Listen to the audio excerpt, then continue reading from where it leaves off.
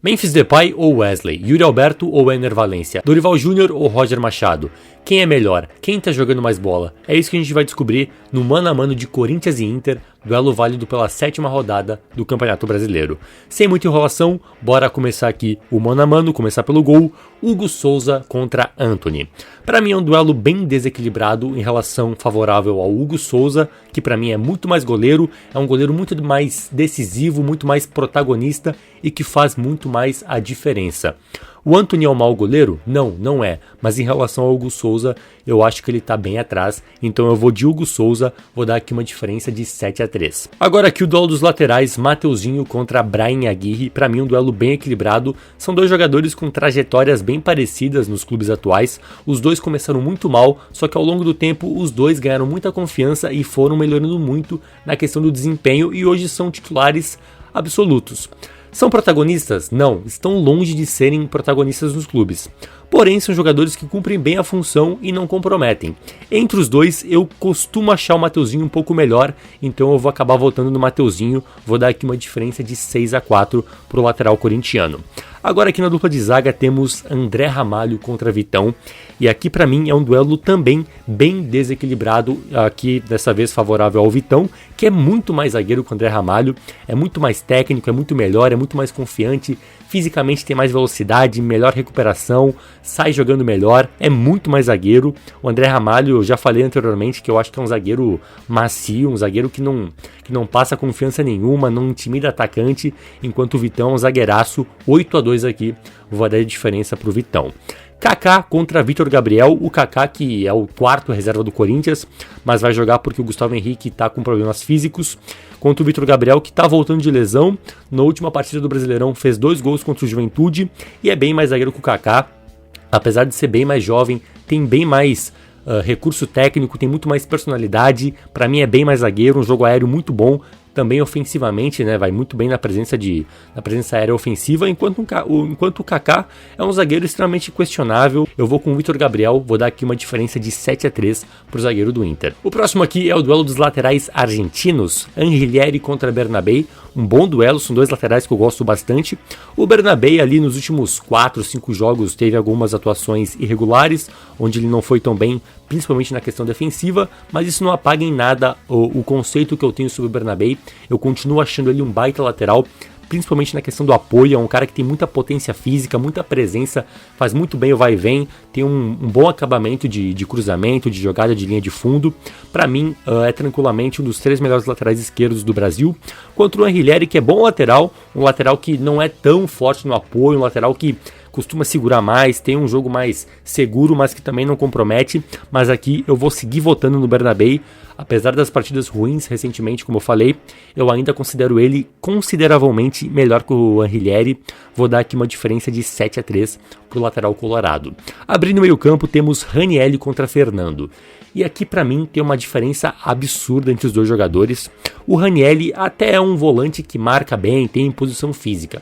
Porém, o Fernando é um volante de outra turma, não à toa que o cara foi titular do Manchester City, foi titular no Sevilha, titular no Porto, campeão em todos os lugares que ele passou na Europa. No Inter ele é um senhor jogador, apesar da idade avançada, ele comanda o meio campo do Inter. Para mim, o principal jogador do Inter não é o Alan Patrick, é o Fernando, porque para mim toda a mecânica de saída de bola do Inter é feita por ele, e o Ranieri, como eu falei, é um bom marcador e ponto. Então por isso eu vou dar aqui uma diferença de 8-2 pro volante do Inter. Seguindo aqui temos José Martínez contra Bruno Henrique, olha aí, olho na lei do ex, que é um duelo interessante, porém aqui eu vou acabar optando pelo José Martínez.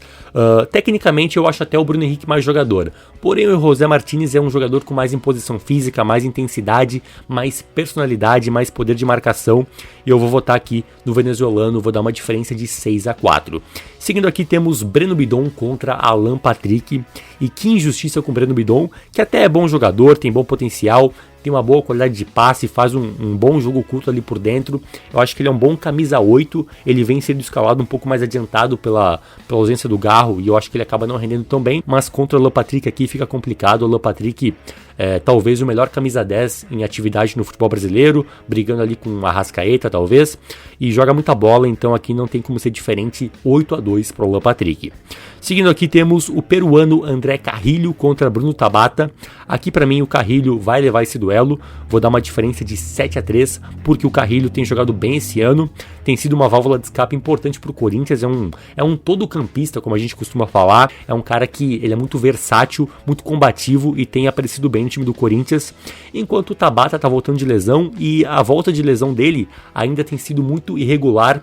Ele teve alguns bons minutos em alguns jogos, porém teve outros jogos que ele foi muito mal e tá longe ainda de apresentar o melhor futebol que ele já mostrou no Inter, então eu vou de Carrilho 7-3. Memphis Depay contra Wesley. Aqui é um duelo de alto nível, porém se a gente for analisar a questão técnica, não tem discussão, é Memphis Depay. Questão de momento, o Wesley tá jogando mal? Não, ele não tá. Porém, a gente está no mês de maio, já teve todo o campeonato estadual, já tivemos 7 rodadas do Campeonato Brasileiro, rodadas de Libertadores, Copa do Brasil, e o Wesley ainda não balançou as redes. Eu sei que ele é um jogador, um atacante de lado, que cria muito na questão do 1 contra 1, dá assistência, gera jogo, mas o gol, querendo ou não, é o principal objetivo, é a principal função do atacante.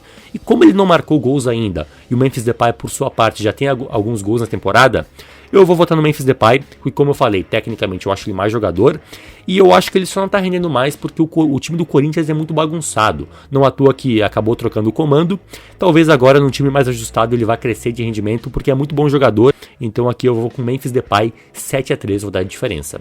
Para fechar aqui o nosso campinho, temos Yuri Alberto contra Ener Valencia, e aqui um duelo curioso, mais uma lei do ex que pode acontecer no jogo, que tem acontecido nos últimos jogos de Corinthians e Inter. Yuri Alberto tem marcado gols contra o Inter, os dois jogadores têm características muito, mas muito parecidas. São dois centroavantes de movimentação, em que a principal arma dos dois é o quê? É atacar o espaço nas costas do zagueiro, é fazer o facão, é jogar em transição com espaço para correr. Tanto o Yuri Alberto quanto o Ener Valencia não são primorosos tecnicamente, eles apanham da bola. Se tu colocar os dois para fazer um pivô, fazer um jogo mais associativo, até mesmo um jogo mais de combate físico dentro da área, num jogo aéreo, os dois não conseguem se sair bem.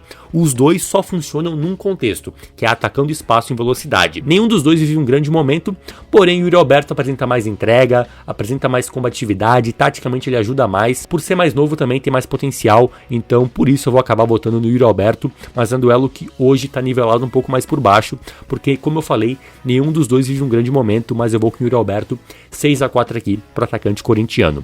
E para fechar aqui temos o duelo dos treinadores, Dorival Júnior, que fez sua estreia agora no meio de semana na vitória contra o Novo Horizontino, contra Roger Machado, que já está num trabalho que para o padrão brasileiro já dá para se dizer que é um longo trabalho, não tem nem um ano ainda, são 11 meses eu acho, mas já dá para considerar um trabalho longo, que já apresentou bons resultados, foi campeão gaúcho, ano passado conseguiu uma baita retomada no Campeonato Brasileiro, fez o time jogar bem. É verdade que os últimos 6, 7 jogos o time está tendo algumas oscilações, não está conseguindo criar muitas alternativas, sofreu contra o Nacional do Uruguai, sofreu para ganhar de 1-0 do Maracanã na Copa do Brasil, né? Tá oscilando um pouco, mas isso é normal dentro do trabalho, e eu acho que o Roger Machado tem totais condições de conseguir reverter esse pequeno mau momento e fazer o Inter voltar a apresentar o futebol que já apresentou, e pelo trabalho atual eu vou acabar votando nele nesse mano a mano. O Dorival Júnior tem mais currículo, tem mais história, mais títulos, treinou a seleção brasileira, eu sei. Porém, se eu tivesse que escolher um dos dois aqui para treinar o meu time, eu escolheria o Roger Machado, porque eu acho que hoje ele é mais atualizado, tem mais recurso e tá no momento melhor, sem contar que o trabalho atual dele é melhor que o do Dorival, porque o Dorival tem um jogo só. Então, vou acabar votando no Roger Machado, vou dar aqui uma diferença de 6-4 pro treinador colorado, e a gente fecha o mano a mano na seguinte forma. O placar geral aqui ficou 6-6, o placar convencional, e na soma geral ficou 65-55 pro Inter. É um duelo que tem tudo para ser muito equilibrado, como aliás vem sendo no retrospecto. Se a gente for pegar aqui os últimos 12, 15 jogos de Corinthians e Inter, acho que 80% acabaram empatado, e esses empates, a maioria deles foram em 2-2, algo muito curioso, e o Corinthians tem um pequeno tabu para tentar quebrar, porque o Corinthians não vence o Inter desde 2020, foi numa vitória por 1-0 em Itaquera, no primeiro turno do Brasileirão daquele ano.